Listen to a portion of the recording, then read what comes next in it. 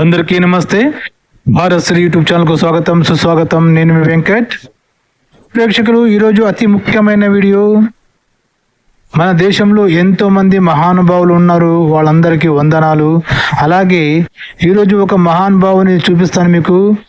ఎందుకు ఈయన మహానుభావుని అంటుండంటే, ఈయన తాత ముత్తాతల నుంచి క్రిస్టియన్ మతంలోనే ఉన్నారు. బ్రిటిష్ వాళ్ళు మన దేశానికి వచ్చినప్పటి నుంచి వీళ్ళ తాత ముత్తాతలు కూడా మతం మార్చారు. ఆ బ్రిటిష్ లుచ్చా నా కొడుకులు, పాస్టర్ లుచ్చా నా కొడుకులు. సో ఇప్పుడు ఆయన శాంసన్ అనే పాస్టర్ నిజాన్ని తెలుసుకుని, సత్యాన్ని తెలుసుకుని, ఇది చాలా అన్యాయం, ఇది చాలా అధర్మం, మన దేశ సంస్కృతిని, మన దేశ ధర్మాన్ని నాశనం చేసే ఈ మతాన్ని మన దేశం నుంచి వెళ్ళగొట్టాలని కంకణంగా కట్టుకొని దేశమంతా తిరిగి సనాతన ధర్మం గురించి ప్రచారం చేస్తూ ఈ ఫేక్ మతమైన బ్రిటిష్ వాళ్ళ బైబిల్ని ఈ దేశం నుంచి తరిమి కొట్టాలని ఈయన చేస్తున్న కృషికి నా పాదాభివందనాలు ప్రేక్షకులు. సో ప్రేక్షకులు, ఈ వీడియోని దయచేసి లైక్ చేయండి, సబ్స్క్రైబ్ చేసుకోండి, బెల్ ఐకాన్ మీద క్లిక్ చేసి ఆల్ అని వస్తుంది, ఆల్ మీద క్లిక్ చేసి అంటే మేము చేసిన ప్రతి వీడియో మీకు నోటిఫికేషన్ వస్తుంది. సో 10 మందికి షేర్ చేసి ఈ వీడియో వైరల్ అయ్యేలా చూడండి. ఎంతో మంది అమాయకులు క్రిస్టియన్ మతంలోకి మార్చి మన దేశాన్ని, మన ధర్మాన్ని నాశనం చేస్తూ ఈ బ్రిటిష్ వాళ్ళకి పుట్టిన బ్రిటిష్ పాస్టర్లు, లుచ్చా పాస్టర్లు, బోసుడికే పాస్టర్లు, ఈ పాస్టర్ల నుంచి మన హిందువుల్ని కాపాడుకోవడం మన అందరి బాధ్యత. కాబట్టి సో ఈ వీడియో వైరల్ కావాలంటే మీ లైక్, సబ్స్క్రైబ్ చాలా అవసరం ప్రేక్షకులు. మరి మీ బంధుమిత్రులకు షేర్ చేసి ఈ వీడియోని వైరల్ చేసేది మీ చేతుల్లో ఉంది. సో వీడియోలోకి వెళ్దామా. సో ఈయన పేరు పాస్టర్ శాంసన్ అని. సో ఈయన ప్రవీణ్ కుమార్ అనే ఎక్స్ క్రిస్టియన్ ఛానల్లో ఇంటర్వ్యూ ఇచ్చాడు. అది ఇక్కడ చూపించబోతున్నాను ప్రేక్షకులు, చూద్దామా మరి.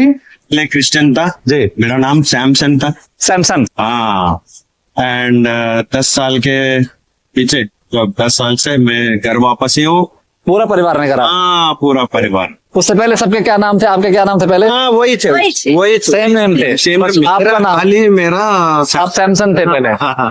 సో విన్నారు కదా ప్రేక్షకులు, ఈయన పేరు శాంసన్ పాస్టర్ అని. 10 ఏళ్లుగా పాస్టర్ పనిచేశానని ఒక మీడియాకు ఇంటర్వ్యూ ఇస్తున్నాడు.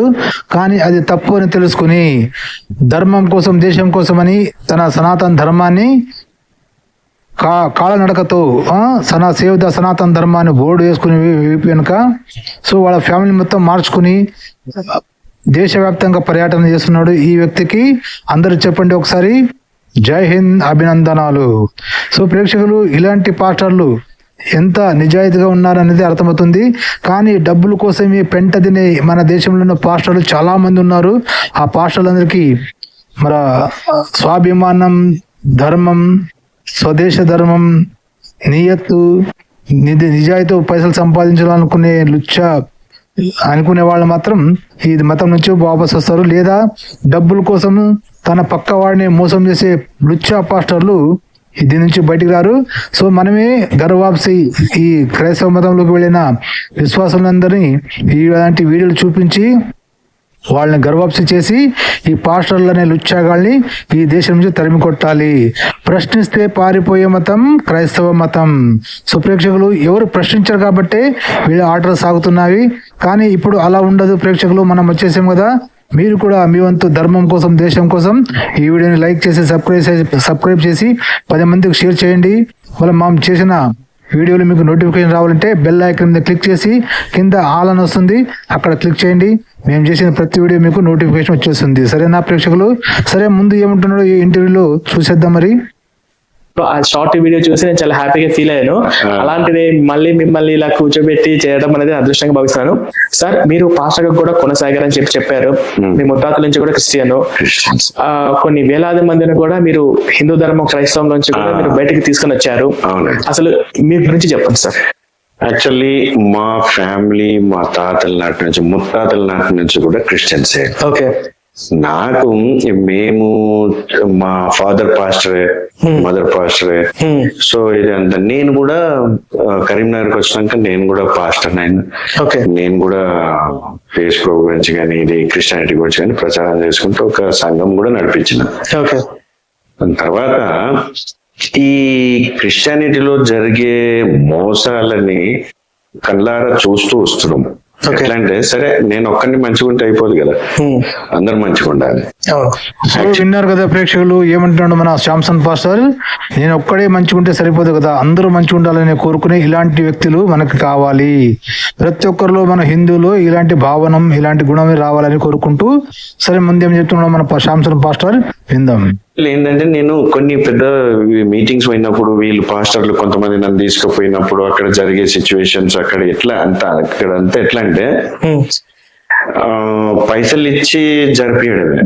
సాక్ష్యాలు ఇప్పుడు సాక్ష్యాలు ఏంటంటే ఇప్పుడు అంటే మీరు మీ చర్చి పేరు చెప్పగలుగుతారా? మీరు వెళ్ళిన ప్రాంతము, చర్చి పేరు, మిమ్మల్ని తీసుకెళ్ళిన నేను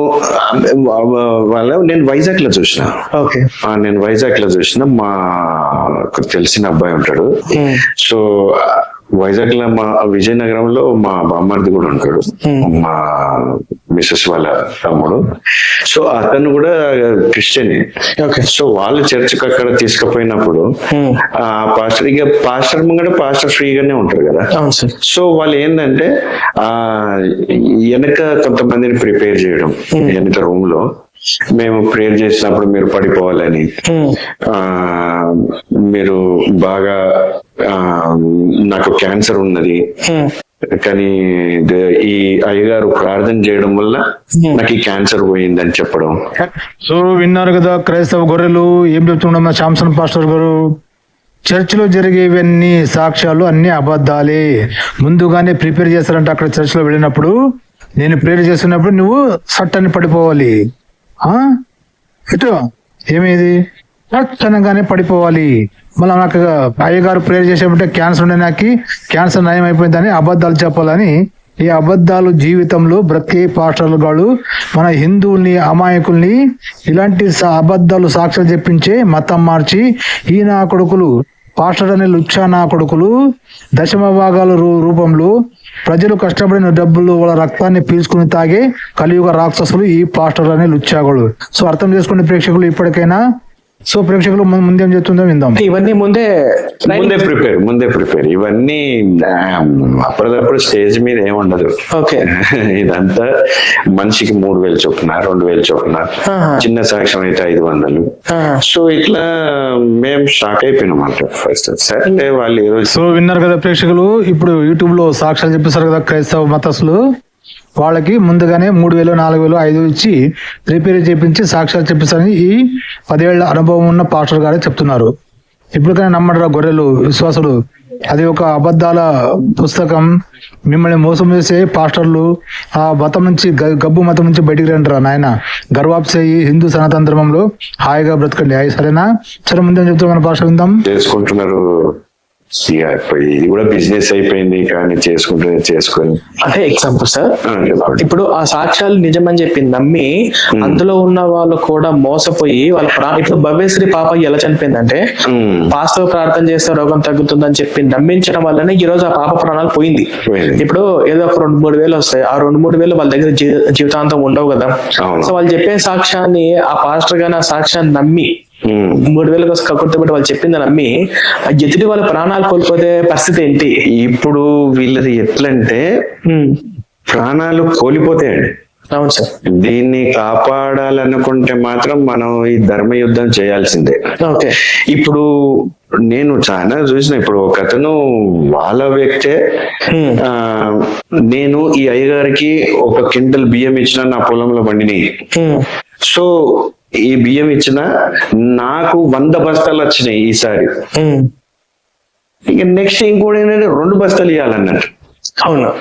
ఇట్లా ప్రజల్ని ఒక ట్రాన్స్ లో తీసుకెళ్ళడం, ఒక మాయలో తీసుకోవడం. యాక్చువల్ చూస్తే కామన్ సెన్స్ అనేది ఇక్కడ కోల్పోయారు అందరూ. ఓకే. కామన్ సెన్స్ లేదు. వాడు 1 బస్తా ఇస్తే 100 బస్తాలు ఈసారి వచ్చినాయి. ఒకవేళ అక్కడ ఇయ్యకున్నా నీకు 100 బస్తాలు వచ్చు, నువ్వు మంచిగా చేసినావు పని అక్కడ. అవును సార్. ఇదంతా కామన్ సెన్స్ ఉండని మాటలు ఇవన్నీ.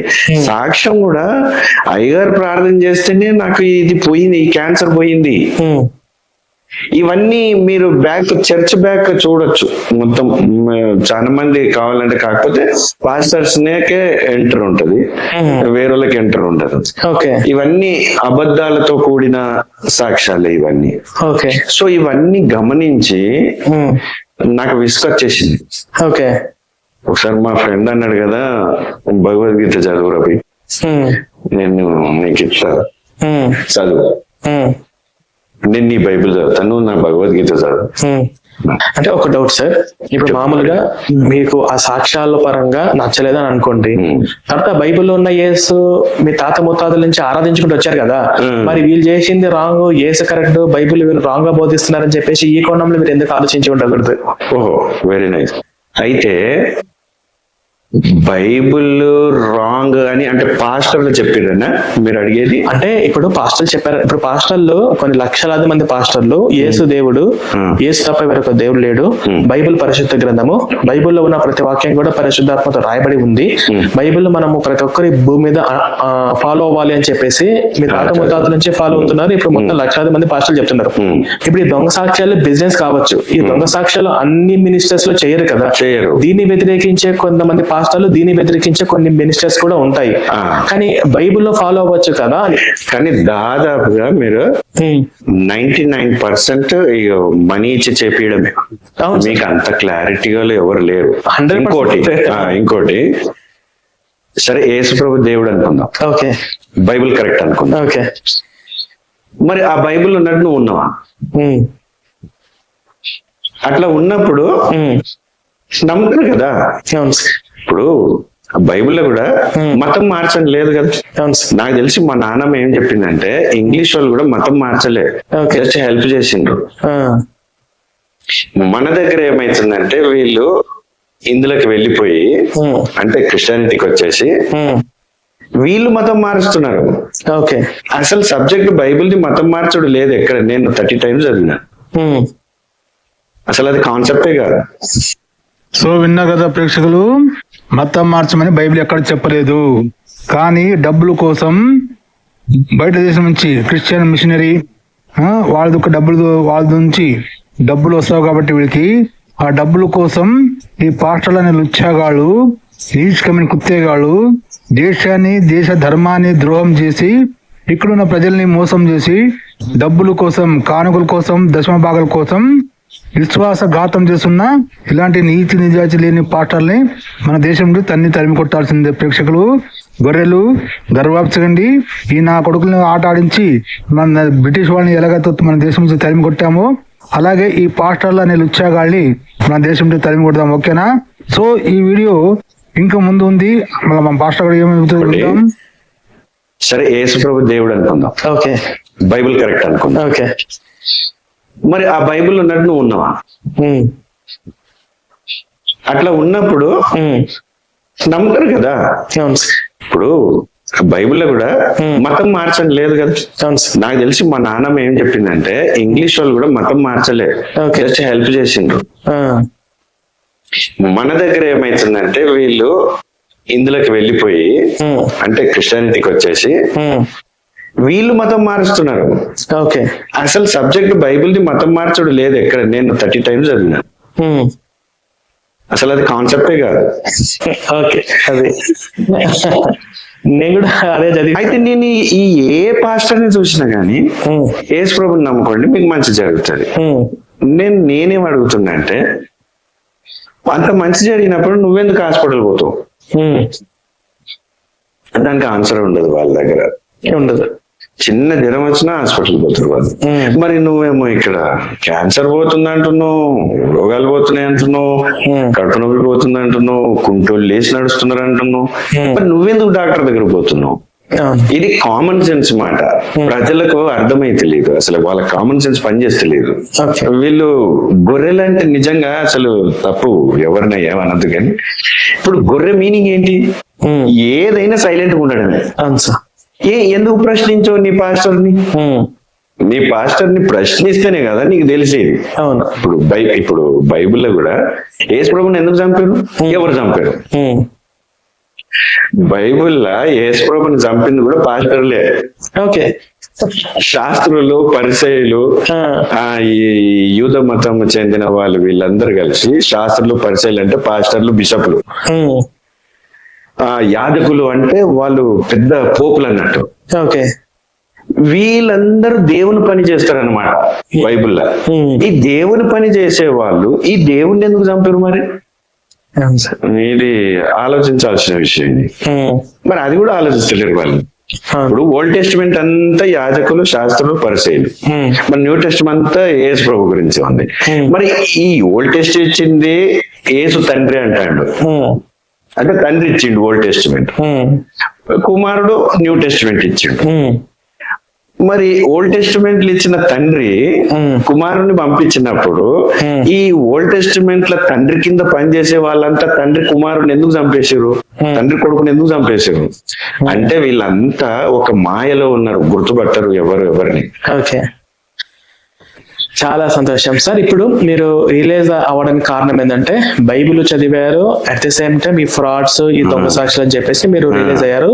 సో దీని ద్వారా జనాలందరూ మోసపోతున్నారు అని చెప్పేసి మీరు తెలుసుకున్న తర్వాత మీరు మళ్ళీ క్రైస్తవంలో నుంచి కూడా చాలా మందిని బయటికి తీసుకొచ్చారు అని చెప్పేసి అన్నారు. ఎంతమందిని తీసుకొచ్చారు? నేను 3000 నుంచి 4000 దాకా చాలా మందిని మార్చేసిన. అందరు హిందూ ధర్మంలోకే వచ్చారు. 3000 నుంచి 4000 మందిని 4000 మందిని. ఓకే, ఇప్పుడు మీకు ఫోన్ చేసి మమ్మల్ని కలిపింది కూడా ఒక సిస్టర్, వాళ్ళు క్రిస్టియన్స్ అయితే నేను పోయి వాళ్ళకి ఎక్స్ప్లెయిన్ చేసినందుకు ఆమె అన్నా నిజమే నువ్వు చెప్పింది, మరి మా ఆయనకు కూడా చెప్పు అంటే వాళ్ళ హస్బెండ్ కూడా చెప్తే అతను కూడా ఇదే ధర్మంలోకి వచ్చేసిండు, సనాతన ధర్మంలోకి. ఓకే, సో ఇట్లా నేను ఎక్స్ప్లెయిన్ చేయడం, ఎందుకంటే ఈ బైబిల్ ఎవరు చదవరు. అవును సార్, విశ్వాసులు అసలే చదవరు. పాస్టర్ చదివినా వేస్టే, ఆయనకు అర్థం కాదు. ఏంటి, జస్ట్ పాయింట్స్ తీసుకుంటారు వీళ్ళు. కానుక అని రాసింది కదా, కానుక తీసేసుకుందాం. ఓకే, దశం భాగం అని రాసింది, దశం భాగం తీసుకుందాం. యాక్చువల్ ఆ కాన్సెప్ట్ లేనే లేదు. దశం భాగము ఆ ఓల్డ్ టెస్టిమెంట్ పాత నిబంధనకి సంబంధించి. ఇప్పుడు అదే పాత నిబంధనలో సున్నతి తీసుకుంటారు. అవును సార్. మరి నువ్వు దశం భాగం తీసుకునేటివాడివి, మరి సున్నతి ఎందుకు తీసుకుంటలేవు? ఇప్పుడు యేసుప్రభుకి కూడా సున్నతి చేశారు కదా. చేసిండ్రు కదా, సున్నతే బాప్టిజం కిందకి మార్చిండ్రు యేసుప్రభు అంటాడు. కానీ అట్లా కాదు కదా. మరి దశం భాగాన్ని మార్చలేదు, సున్నతి చేయించుకున్నాడు కదా. అదే యేసుప్రభు ఫాలో అవుతుంది, ఫాలో అవ్వాలి కదా. సార్ ఇంకోటి, మీరు ఇందులో నుంచి బయటకు వచ్చిన తర్వాత మీరు పాదయాత్ర చేశారు. ఎక్కడి నుంచి ఎంతవరకు చేశారు? మేము ఇదంతా మన హిందూ ధర్మానికి అన్యాయం జరుగుతుందని మాకు అర్థమైపోయింది. ఒకటి. తర్వాత ఢిల్లీ నుంచి అయోధ్య రామ్ మందిర్ దాకా 700 కిలోమీటర్లు. ఢిల్లీలోనే 200 నుంచి 300 కిలోమీటర్లు లోకల్లోనే తిరిగినాం.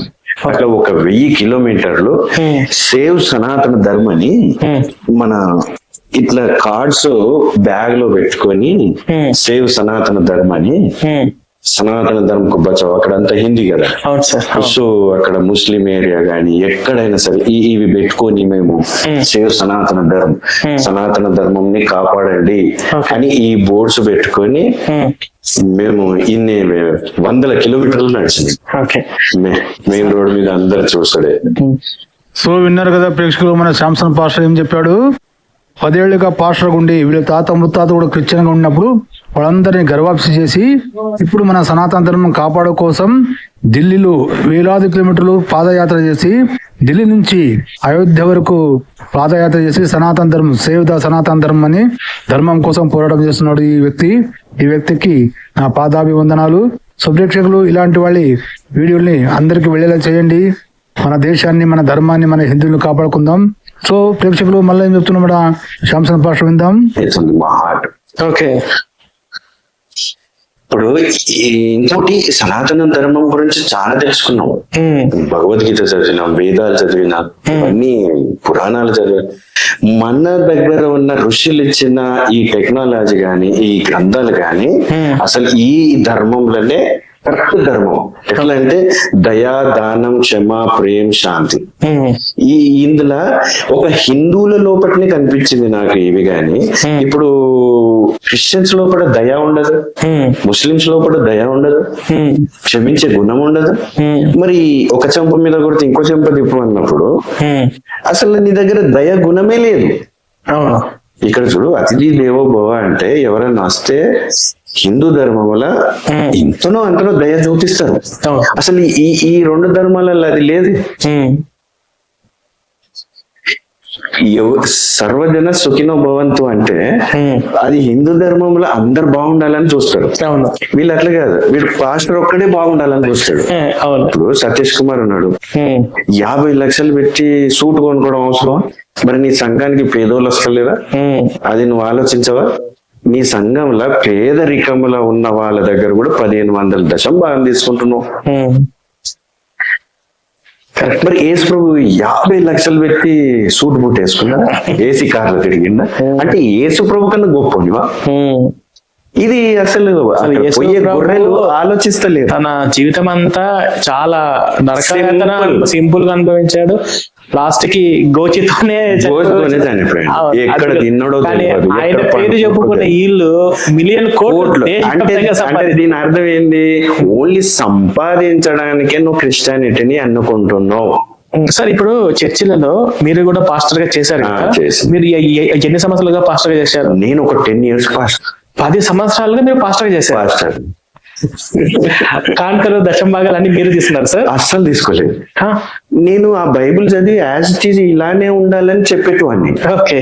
నో దశం భాగం. ఉపాధి ఎలా సార్ మీకు? నేను పెయింటింగ్ కాంట్రాక్టర్. నేను పెయింటింగ్ వర్క్ కాంట్రాక్టర్. నేను ఆ వర్క్ చేసుకుంటా సండేస్ పోయి చెప్పే వచ్చేది.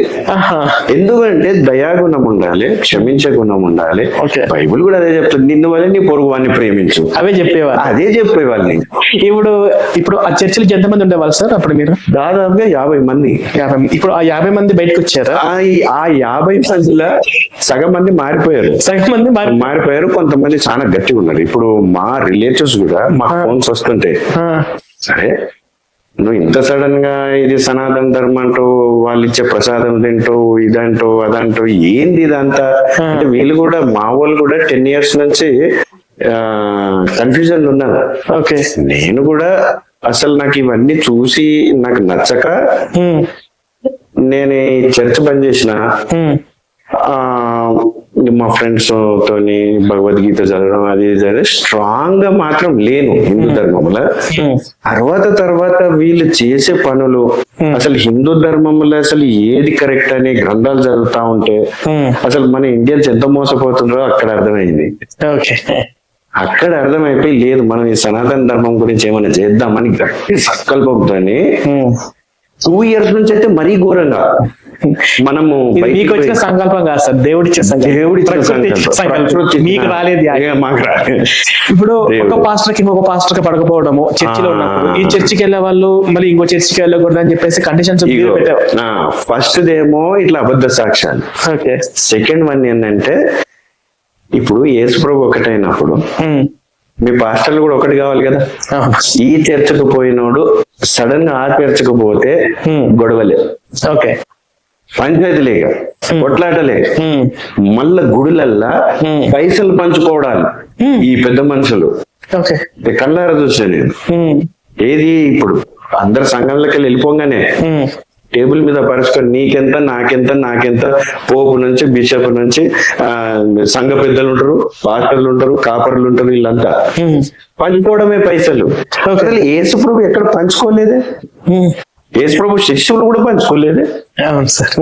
అంటే ఇదంతా ట్రాష్ అని అర్థమైపోయింది అంతే. ఓకే. నెక్స్ట్ ఇప్పుడు పాస్టర్లు ఇలా డబ్బులు పంచుకోవడం అవి చూసారు. ఈ చర్చి నుంచి ఆ చర్చికి వెళ్ళకపోవడానికి కారణం కేవలము డబ్బులే. మీరు చరిత్ర అంటేనే ఇప్పుడు పాస్టర్ అంటే ఈజీ మనీ, దొంగతనాలు చేయలేము, మర్డర్లు చేసి సంపాదించలేము, సరే ఇంకొకరిని అంత కష్టపడి చదువుకొని ఉద్యోగం చేసి సంపాదించుకోలేము. ఇవాళ నువ్వు మర్డర్ చేసి కూడా రేపు పాస్టర్ అయిపోవచ్చు. ఈజీ వే అది.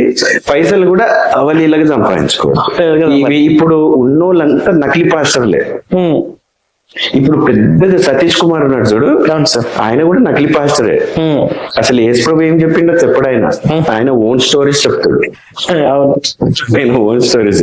ఎందుకంటే ఆయనకు జ్వరం వచ్చినప్పుడు హాస్పిటల్ పోయి విత్ బాడీ గార్డ్స్. మరి యేసు ప్రభు పోలే అట్లా, నువ్వెందుకు పోయినావు? ఏసీ కార్లు, ఏసీ బంగ్లాలు అట్లా లేదే. యాక్చువల్లీ బైబుల్ అంటే పేదవారికి సహాయం చేయడం, నిన్ను అని నీ పొరుగు అని ప్రేమించడం. ఈ ఎవరైతే దేవుని పని చేస్తారో చూడు వాళ్ళ దగ్గర ఏ ఆస్తులు పాస్తులు ఉండకూడదు అకార్డింగ్ టు బైబిల్. మరి ఏది అంత అబద్ధమే నడుస్తుంది కదా. సో ఘోరంగా మళ్ళా రోడ్ల మీద కొట్లాడుకోవడం, పాస్టర్లు సంఘస్థులు పైసల కోసం, ఆ గుడి జాగల కోసం, ఇదంతా మేము బాప్తిసం తీసుకున్న తర్వాత మేము దొంగతనం మారిపోయాయని చెప్తుంటారు కదా సార్. సో గొడవలు మారిపోయా, గొడవలు చేయట్లేదు. అవునవును, ఇదేంది. సో ఇదండి ప్రేక్షకులు, ఈ రోజు వీడియో విన్నారు కదా, మన శాంసన్ పాస్టర్ సాక్ష్యము. సో ఈ బ్రిటిష్ వాళ్ళని గులాంగా పనిచేసి పాస్టర్లని ఉత్సాగాలు నీతి నిజాయితీ లేకుండా మన హిందువుల్ని మతం మార్చి వాళ్ళ రక్తాన్ని పిలుచుకు తాగుతున్న ఈ కలియుగ రాక్షసులే ఈ పాస్టర్లు. అర్థమైంది కదా ప్రేక్షకులు. సో ప్రేక్షకులు, ఈ వీడియోని చాలా మందికి షేర్ చేయండి, ఎందుకంటే ఈ వీడియో వైరల్ కావాలంటే అది మీ చేతుల్లో ఉంది. వీడియోని లైక్ చేసి సబ్స్క్రైబ్ చేసి 10 మందికి షేర్ చేయాలంటే మన హిందువుల్ని కాపాడుకుందాం. సో ప్రేక్షకులు, మరొక వీడియోతో కలుసుకుందాం. అప్పటి వరకు చెప్పండి జై హింద్, వందే మాతరం, భారత్ మాతాకి జై.